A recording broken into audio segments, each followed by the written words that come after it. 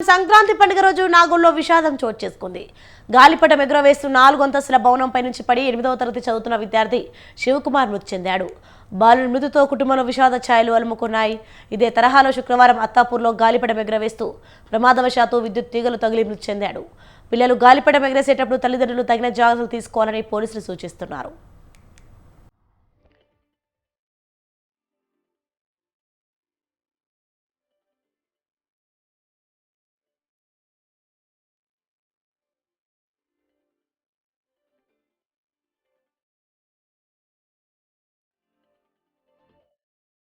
Breaking news చూస్తున్నాం. సంక్రాంతి పండుగ రోజు నాగోల్లో విషాదం చోటు చేసుకుంది. గాలిపటం ఎగురవేస్తూ 4 అంతస్తుల భవనంపై నుంచి పడి 8వ తరగతి చదువుతున్న విద్యార్థి శివకుమార్ మృతి చెందాడు. బాలుడి మృతితో కుటుంబంలో విషాద ఛాయలు అలుముకున్నాయి. ఇదే తరహాలో శుక్రవారం అత్తాపూర్లో గాలిపటం ఎగురవేస్తూ ప్రమాదవశాత్తు విద్యుత్ తీగలు తగిలి మృతి చెందాడు. పిల్లలు గాలిపటం ఎగరేసేటప్పుడు తల్లిదండ్రులు తగిన జాగ్రత్తలు తీసుకోవాలని పోలీసులు సూచిస్తున్నారు.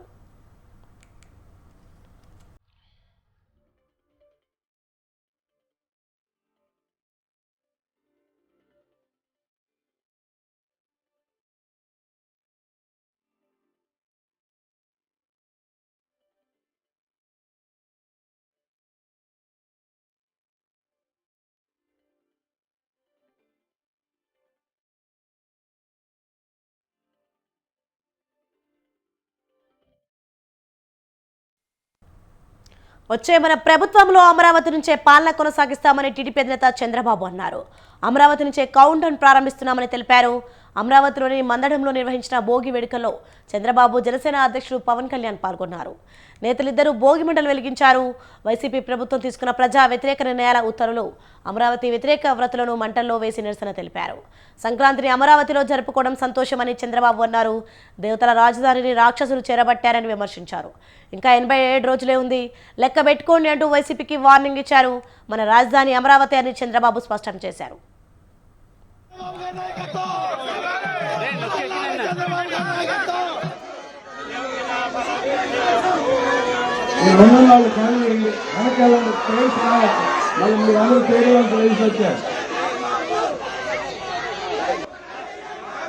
చెప్పేది ఏంటంటే మీకు కూర్చోండి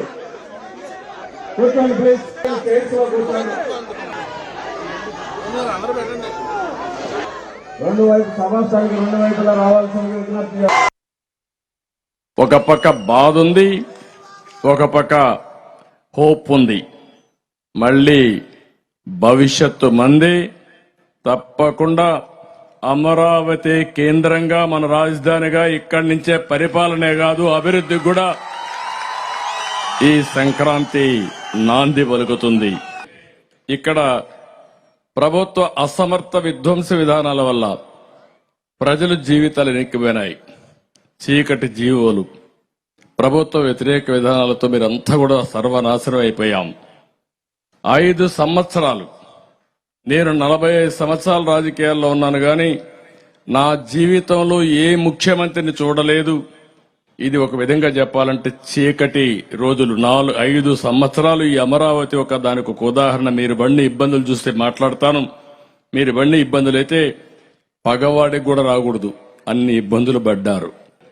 అందుకే ఈరోజు మీరు అందరూ చూస్తే అమరావతి ఏవైతే ఉన్నాయో మళ్ళీ ఆ చీకటి జీవోలన్నీ తగలబెట్టాం. ఈరోజు నేను, పవన్ కళ్యాణ్ గారు మేమిద్దరం హామీ ఇస్తున్నాం, మన రాజధాని అమరావతి.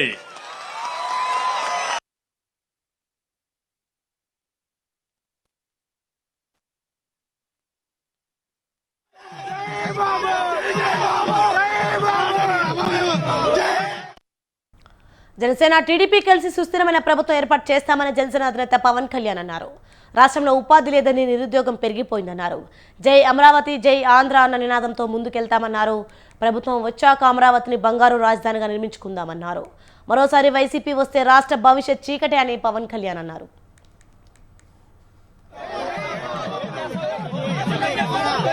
చంద్రబాబు గారి నాయకత్వం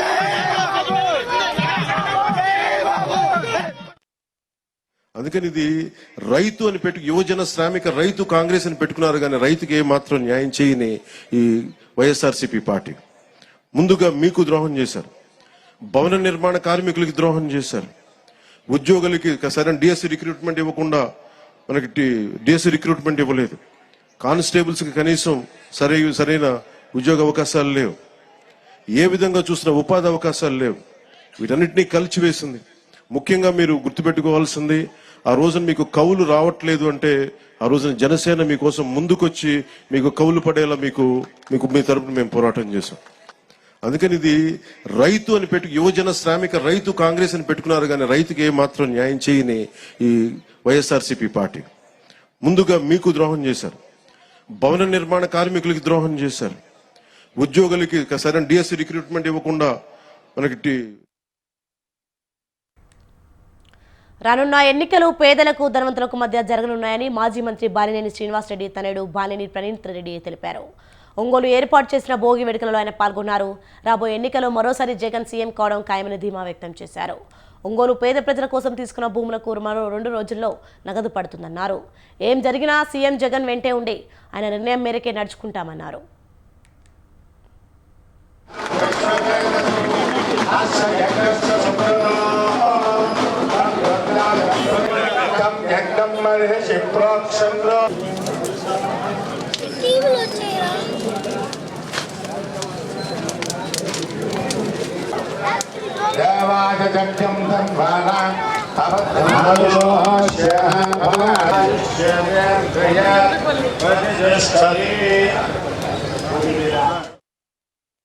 ఈ ప్రోగ్రామ్కి నన్ను చీఫ్ గెస్ట్ పెట్టడం చాలా సంతోషంగా ఉంది.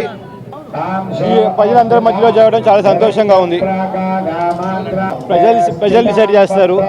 నాకైతే గట్టి నమ్మకం. నిన్న కూడా మైదర్ గారు చెప్పారు, ఇది పేదలకి ధనవంతులకి జరిగే ఎలక్షన్. జగన్ గారు ఎప్పుడు పేదల పక్షపాతి. So poor rich versus poor election ఇది క్లియర్గా కన్ఫామ్గా జగన్ గారు సీఎం అవుతారు. మేము మీ అన్నంత వాళ్ళమ్మ మేము ఫస్ట్ నుంచి చెప్తానే ఉన్నాం, మీ వాళ్ళు ఫ్యామిలీతోనే ఉంటాం. ఏం జరిగినా ఎలక్షన్కి ఏం దూరంగా వెళ్ళట్లేదన్నా. ముందే మాట ఇచ్చాడు, పట్టాలు వచ్చే వరకు నేను కొంచెం దాని గురించి ఫైట్ చేస్తూ ఉంటాను. ఒకసారి మాట ఇచ్చినప్పుడు రాజకీయ నాయకుడు ఎవడు వెనక్కి తిరగకూడదు. సో ఆయన ఇచ్చిన మాట ప్రకారం ఇంకా పట్టాల గురించి ఫైట్ చేస్తూ ఉన్నాడు. మాకు వచ్చిన ఇన్ఫర్మేషన్ ఏంటంటే ఇంకో నెక్స్ట్ 1 or 2 daysలో పట్టాలు డబ్బులు పడతాయి. సో నాన్న మళ్ళీ వచ్చి ఎలక్షన్ పనిలో ఉంటాడు. లేదు నేనైతే ప్రస్తుతం చేస్తూ అయితే లేదు. వాళ్ళు ఈ ప్రోగ్రామ్కి నన్ను చీఫ్ గెస్ట్. ఏలూరు జిల్లాలో సంక్రాంతి వేడుకలు ఘనంగా నిర్వహిస్తున్నారు. దుగ్గిరాల మండలం దెందులూరులోని సంక్రాంతి వేడుకల్లో మాజీ ఎమ్మెల్యే చింతమనేని ప్రభాకర్ పాల్గొన్నారు. రాబోయే ఎన్నికల్లో టీడీపీ ఘన విజయం సాధిస్తుందని ఆయన ధీమా వ్యక్తం చేశారు. సంక్రాంతి వేడుకలపై మరింత సమాచారం మా ప్రతినిధి మురళీధర్ అందిస్తారు. ఉమ్మడి పశ్చిమ గోదావరి జిల్లా వ్యాప్తంగా సంక్రాంతి సంబరాలు ఘనంగా ప్రారంభమయ్యాయి. దుగ్గిరాల గ్రామంలో మాజీ ఎమ్మెల్యే చింతమనేని ప్రభాకర్ ఆధ్వర్యంలోని సంక్రాంతి వేడుకలు ఘనంగా నిర్వహిస్తున్నారు. తెల్లవారుజాము నుంచే ఇక్కడ చుట్టుపక్కల ప్రాంతాల నుంచి వచ్చిన ప్రజలతోటి సంక్రాంతి వేడుకలు నిర్వహిస్తున్నారు. అసలు ఈ వేడుకలు ఏ రకంగా జరుగుతున్నాయి ఆయన ఒకసారి అడిగి తెలుసుకుందాం. సార్ చెప్పండి, సంక్రాంతి వేడుకలు ఏ రకంగా ఉన్నాయి, ఏ రకంగా మీ గ్రామంలో ఏ రకంగా చేస్తారు? భోగభాగ్యాలు కలగాలని, ఈ రాష్ట్రం సుభిక్షంగా ఉండాలని జగన్మోహన్ రెడ్డి ఇచ్చినటువంటి బోటకపు హామీలన్నింటినీ కూడా ఆ ప్రతుల్ని ఈరోజు భోగి మండలం వేసి దగ్ధం చేయడం జరిగింది. వచ్చే ఎన్నికల్లో ఏ రకంగా ఉంటుంది? వచ్చే ఎన్నికల్లో మీ పార్టీ ప్రభావం ఎలా ఉంటుంది? తెలుగుదేశం జనసేన ఒక నూతన అధ్యాయానికి తెరతీస్తాయి. ఎవరైతే బీఫామ్స్ తెచ్చుకుంటారో 2 పార్టీల తరఫున తెచ్చుకున్న వాళ్ళందరూ కూడా శాసనసభకు పార్లమెంట్కి వెళ్తారు. అంటే ఇటీవల మరి మీకు సంబంధించిన ఎంపీలు కానీ లేకపోతే కొంతమంది కానీ మీ పార్టీ మీద వ్యతిరేకంగా విమర్శలు కూడా చేస్తున్నారు. కేసులని అన్న విషయంలో మనం ఏ రకంగా తీసుకొచ్చంటారు? అసలు ఆ వాగుని పట్టించుకోవాల్సిన అవసరం లేదు. పిచ్చోడు మాట్లాడిన దానికి సమాధానం చెప్పలేము. ఒక పిచ్చోడు ఎవడన్నా మాట్లాడుతున్నాడు అనుకో, వాడికి ఏం సమాధానం చెప్తాం? జనసేన పార్టీ అయితే అంటే అధికారాన్ని షేర్ చేయాలి, 2.5 సంవత్సరాలు కావాలని చెప్పి అంటారు. మీ పార్టీ తరంగా మీరు ఏ రకంగా దాన్ని సమర్థిస్తారు? వివాదాస్పదమైనటువంటి అంశాల్లో తలదూర్చను, నన్ను లాగవద్దు. అది చంద్రబాబు గారు పవన్ కళ్యాణ్ గారు సెటిల్ చేసుకునే విషయం. ఈ జిల్లాలో మీ వచ్చే ఎన్నికల్లో మీ పార్టీ ఎన్ని స్థానాలు కైవసం చేసుకుందంటారు? జిల్లాలో 3 పార్లమెంట్లు, 15 అసెంబ్లీలు, మొత్తం ఇది వరకు ఎట్లా కొట్టామో 2014లో అట్లా కొడతాం. బాక్స్ బదులవుద్ది. ఇది మాజీ ఎమ్మెల్యే చింతమనేని ప్రభాకర్ గారు చెప్తున్నారు. వచ్చే ఎన్నికల్లో తెలుగుదేశం పార్టీ ఘన విజయం సాధించాలని చెప్తున్నారు. అదేవిధంగా రాష్ట్ర ప్రజలందరికీ సంక్రాంతి శుభాకాంక్షలు కూడా అందజేస్తున్నారు. కెమెరా పర్సన్ మధుతో మురళీధర్, స్వతంత్ర టీవీ, ఉమ్మడి పశ్చిమ గోదావరి జిల్లా దుగ్గిరాల గ్రామం నుంచి. చిత్తూరు జిల్లా నగర్లో మంత్రి ఆర్కే రోజా భోగి మంటలు వేశారు. తన కుటుంబ సభ్యులు, పార్టీ నాయకులతో కలిసి భోగి సంబరాలు జరుపుకున్నారు. అనంతరం పార్టీ కార్యకర్తలకు, ప్రజలకు, అభిమానులకు భోగి, సంక్రాంతి శుభాకాంక్షలు తెలిపారు.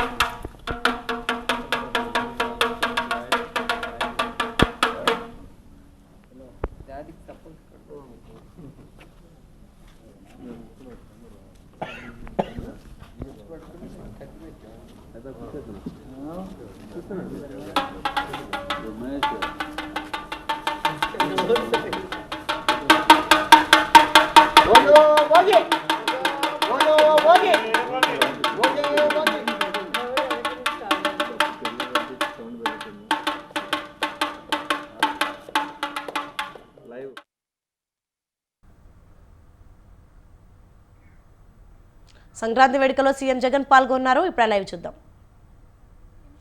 సభా ప్రాంగణానికి విచ్చేయనున్నారు. దయచేసి ఆహుతులంతా కూడా ఆసీనులు కావాల్సిందిగా రిక్వెస్ట్ చేస్తున్నాను. ఈనాటి ఈ కార్యక్రమంలో భాగంగా మనందరికీ వెండితెర, బుల్లితెర, అలాగే సోషల్ మీడియా ద్వారా సుపరిచితులైనటువంటి ఎంతోమంది ప్రముఖ గాయని, గాయకులు, రచయితలు ఈనాటి కార్యక్రమానికి, డ్యాన్సర్స్, బహుముఖ ప్రజ్ఞాశాలంతా కూడా అతిథులుగా విచ్చేశారు.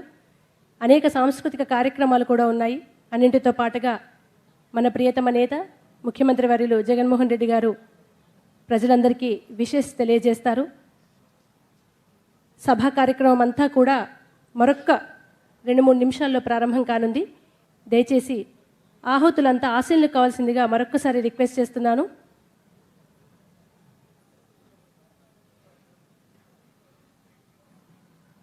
వేద పండితులు మంగళ వాయిద్యాల మధ్య ముఖ్యమంత్రి గారిని సభా ప్రాంగణానికి తీసుకురావడానికి వారి ఆ దంపతుల వద్దకు చేరుకున్నారు. ముఖ్యమంత్రి వర్యులు సభా ప్రాంగణానికి బయలుదేరారు. మరికొద్ది నిమిషాల్లో వారు సభా ప్రాంగణానికి రానున్నారు. సాక్షాత్తు తిరుమల తిరుపతి దేవస్థానమేనేమో అన్నట్టుగా తలపిస్తున్నటువంటి ఈ అద్భుతమైన ఆధ్యాత్మికతతో కూడుకున్నటువంటి సభా ప్రాంగణానికి ఆ దంపతులు ఇద్దరూ కూడా మరికొద్ది నిమిషాల్లో చేరుకొనున్నారు.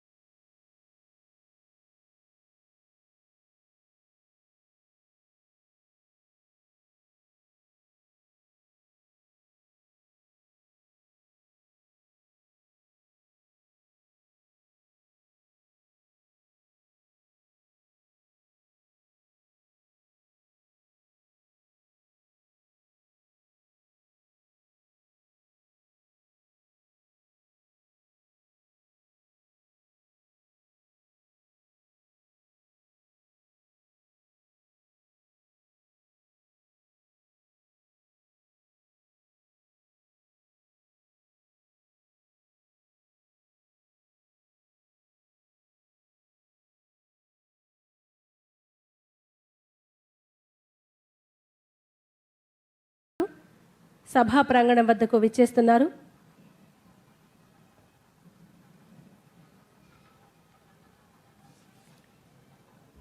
నిత్యం ప్రజల కోసమే తప్పిస్తూ ప్రజా సంక్షేమమే పరమావధిగా జీవనాన్ని కొనసాగిస్తున్న ప్రజల నేత, మాస్ లీడర్ తండ్రి రాజశేఖరుడి వారసత్వాన్ని అందిపుచ్చుకొని అద్భుతమైన పథకాలతో అభివృద్ధి.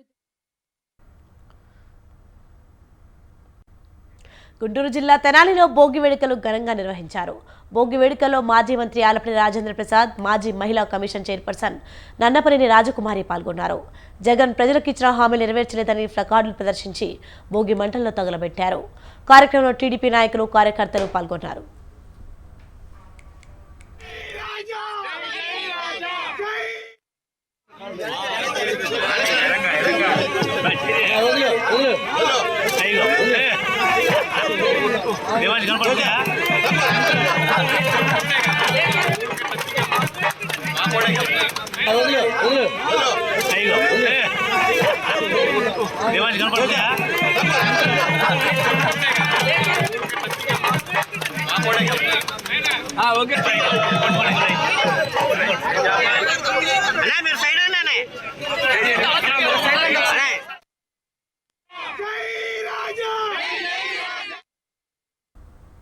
కీడు తొలగాలి, ఏపీ వెలగాలి అనే కార్యక్రమంలో భాగంగా ఏపీకి పెట్టిన కీడు తొలగాలని కోరుకుంటూ భోగి వేడుకలు వినుకొండపట్నంలో నిర్వహించారు.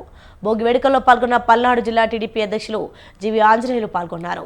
జగన్ ప్రజలకు ఇచ్చిన హామీలు నెరవేర్చలేదని ప్లకార్డులు ప్రదర్శించి భోగి మంటల్లో తగలబెట్టారు. వినుకొండపట్నంలో శివయ్య స్తూపం సెంటర్లో టీడీపీ, జనసేన నాయకులు ఏర్పాటు చేసిన భోగి వేడుకల్లో జీవి ఆంజనేయులు పాల్గొన్నారు.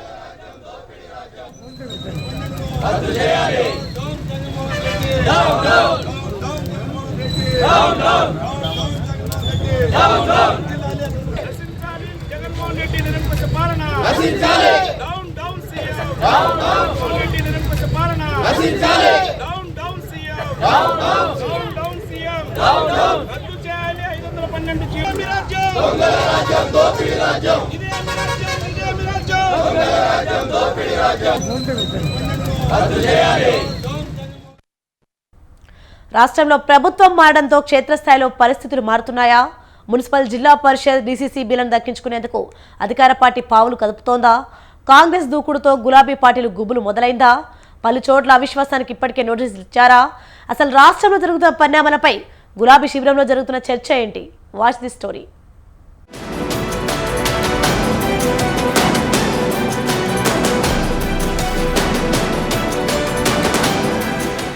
గులాబీ పార్టీలో అవిశ్వాసం గుబులు మొదలైంది.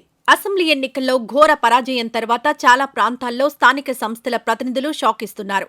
రాష్ట్రంలో బీఆర్ఎస్ అధికారం కోల్పోయిన తర్వాత మున్సిపల్ చైర్మన్లు పార్టీకి చెందిన కౌన్సిలర్లకు భరోసా ఇవ్వడం లేదని తీవ్ర అసంతృప్తితో ఉన్నారు. మరోవైపు రాష్ట్రంలో కాంగ్రెస్ పార్టీ అధికారంలోకి రావడంతో వలసలు మొదలయ్యాయి. ఇప్పటికే సొంత పార్టీ వారే అవిశ్వాస తీర్మానాలు పెట్టారు. అటు కాంగ్రెస్ కూడా స్పీడ్ పెంచడంతో బీఆర్ఎస్ కు చెందిన చైర్మన్, వైస్ చైర్మన్లకు పదవీ గండం పొంచి ఉంది.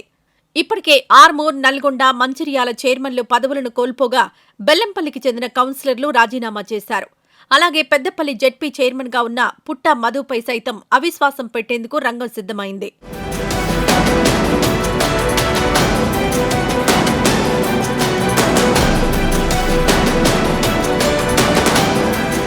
రాష్ట్రంలో 4 ఏళ్ల క్రితం మున్సిపల్ ఎన్నికలు జరిగాయి. మెజారిటీ స్థానాల్లో బీఆర్ఎస్ విజయం సాధించింది. అయితే మున్సిపల్ చైర్మన్ల ఎన్నిక సమయంలో కౌన్సిలర్ల మధ్య ఒప్పందం మేరకు కొన్నింటిలో 5 ఏళ్ల పదవీ కాలాన్ని విభజించుకున్నారు. సంఖ్యాబలం లేని చోట కాంగ్రెస్తో పాటు ఇతర పార్టీలోని కౌన్సిలర్లను చేర్చుకుని బాధ్యతలు చేపట్టారు. అయితే ఒప్పందం మేరకు రాజీనామా చేయకపోవడం ఒకవైపు, చైర్మన్ల వ్యవహార శైలి, కుమ్ములాటలు అవిశ్వాసానికి దారితీస్తున్నాయి. మరోవైపు నిధుల కేటాయింపులో పక్షపాతం, ప్రాధాన్యత ఇవ్వకపోవడంతో కౌన్సిలర్లు అసంతృప్తితో ఉన్నారు.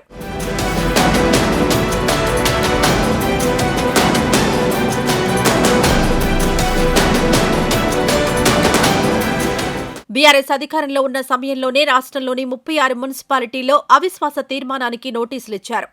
అయితే కొంతమంది కోర్టుకు వెళ్లడంతో తాత్కాలిక బ్రేక్ పడింది. తాజాగా జరిగిన అసెంబ్లీ ఎన్నికల్లో బీఆర్ఎస్ ఓడిపోయింది. రాష్ట్రంలో అధికారం కోల్పోవడంతో మళ్లీ అవిశ్వాసాలు తెరమీదకొచ్చాయి. అధికార పార్టీలో ఉంటేనే నిధులొస్తాయని, గుర్తింపు ఉంటుందని భావించిన కౌన్సిలర్లు కాంగ్రెస్ పార్టీలోకి వలస బాట పట్టారు.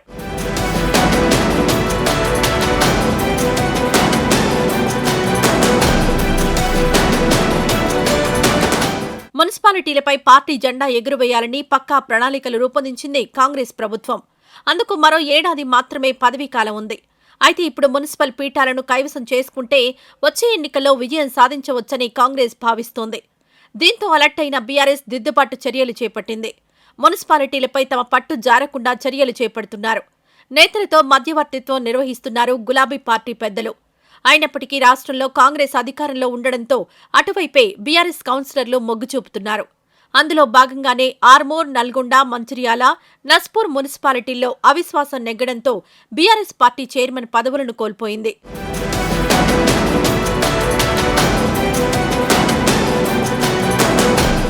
మంచిర్యాల జిల్లా బెల్లంపల్లి, సిద్దిపేట జిల్లా చేర్యాల, ఆసిఫాబాద్ జిల్లా కాగజ్నగర్ మున్సిపాలిటీల్లో అవిశ్వాస తీర్మానంపై ఓటింగ్ జరగనున్నట్లు తెలుస్తోంది. వీటితో పాటు మరికొన్ని మున్సిపాలిటీల్లో నోటీసులిచ్చారు. దీంతో పాటు భూపాలపల్లి, వర్ధన్నపేట, నారాయణఖేడ్, కోస్గి, పెద్దపల్లి, వనపర్తి, బోధన్ పట్టణాల్లో అవిశ్వాసానికి కౌన్సిలర్లు సిద్ధమవుతున్నట్లుగా చర్చ జరుగుతోంది. మరోవైపు నిర్మల్ జిల్లా ఖానాపూర్లో హైకోర్టు స్టేతో అవిశ్వాసం నిలిచిపోయింది.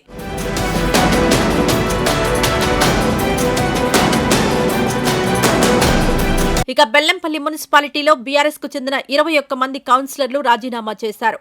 రాజీనామాలను కేటీఆర్కు పంపారు. లేఖలో మాజీ ఎమ్మెల్యే దుర్గం చిన్నయ్య తమను పట్టించుకోవడలేదని ఆరోపించారు. ప్రస్తుతం అక్కడ కాంగ్రెస్ పార్టీకి 11 మంది కౌన్సిలర్లున్నారు. ఇక వరంగల్ కార్పొరేషన్లో బీఆర్ఎస్ పార్టీకి చెందిన కార్పొరేటర్లపై కేసులు నమోదవుతున్నాయి. ఈ విషయాన్ని అక్కడి బీఆర్ఎస్ నేతలు వరంగల్ పార్లమెంట్ సమీక్షా సమావేశం సందర్భంగా బీఆర్ఎస్ వర్కింగ్ ప్రెసిడెంట్ కేటీఆర్ దృష్టికి తీసుకువెళ్లారు. కార్పొరేటర్లకు, నాయకులకు పార్టీ అండగా ఉంటుందని కేటీఆర్ హామీ ఇచ్చారు.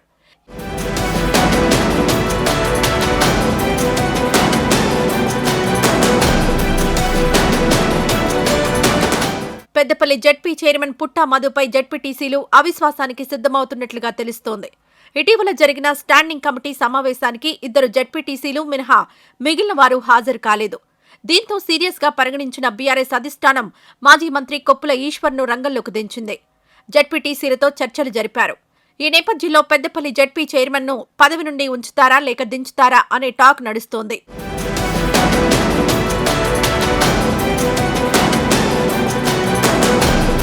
అలాగే ఖమ్మం డీసీసీబీ చైర్మన్ కూరాకుల నాగభూషణంపై అవిశ్వాస తీర్మానానికి రంగం సిద్ధమైంది. అయితే ఆయన ప్రాతినిధ్యం వహిస్తున్న వెంకటాయపాలెం సొసైటీని కూల్చేందుకు కాంగ్రెస్ పార్టీ పావులు కదుపుతోంది. పీఎస్సీఎస్లో 13 మంది సభ్యులుండగా 11 మంది సొసైటీ చైర్మన్పై అవిశ్వాసం పెడుతున్నట్లు లేఖను అధికారులకిచ్చారు. దీంతో అవిశ్వాసం జరిగితే కూరాకుల నాగభూషణం తన చైర్మన్ పదవిని కోల్పోవాల్సి ఉంటుంది.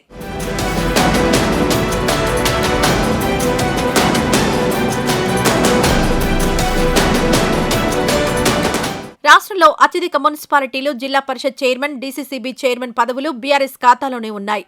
ప్రస్తుతం రాష్ట్రంలో అధికార మార్పిడి జరగడంతో క్షేత్రస్థాయిలో బీఆర్ఎస్ పార్టీని దెబ్బకొట్టేందుకు కాంగ్రెస్ పార్టీ పావులు కదుపుతోంది.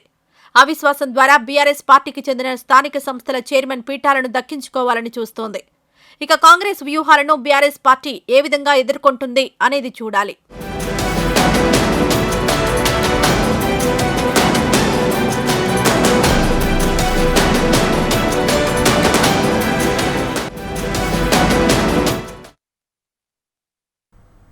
Yes, we bulletin updates. For more updates, keep watching Swatandhra News.